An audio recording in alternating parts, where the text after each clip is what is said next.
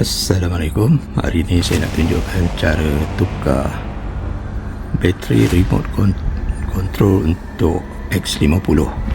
Yang pertama sekali, dapatkan bateri 2032. Jangan beli yang lain, nanti tak ngam dengan X50 ni. Okey, bateri ni harganya RM6.50 lebih kurang macam tu. Ini jenama Panasonic. Kita kena pasang sendiri. Kalau kita pergi ke kedai, dia akan charge kita dengan harga yang lebih lagi lah. Mungkin 20 ke 30 ringgit ke. Jadi kita beli sendiri dan kita pasang sendiri.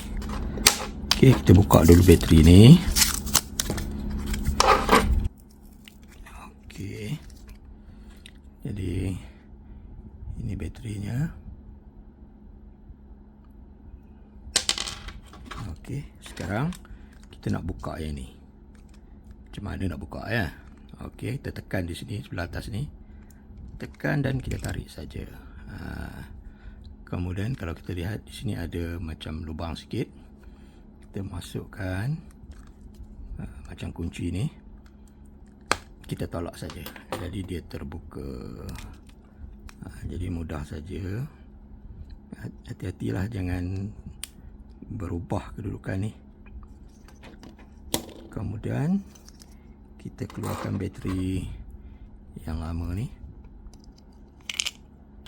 Okey, ingat ya, bahagian ini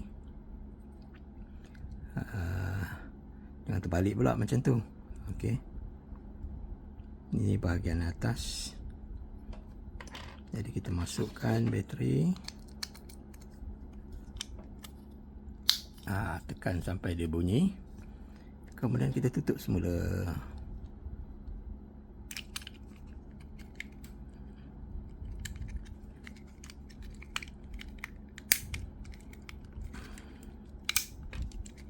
Okey, pastikan dia masuk dengan sempurna.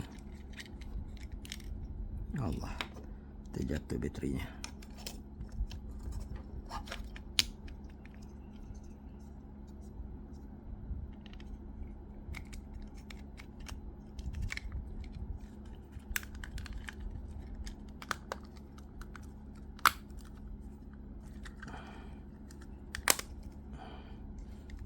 Okey, jadi masukkan semula dan selesailah. Dan kita masukkan semula kunci ni.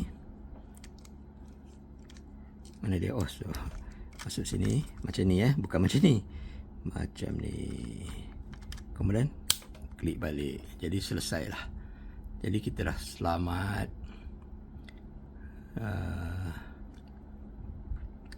duit kita dari di-charge dengan harga yang tinggi.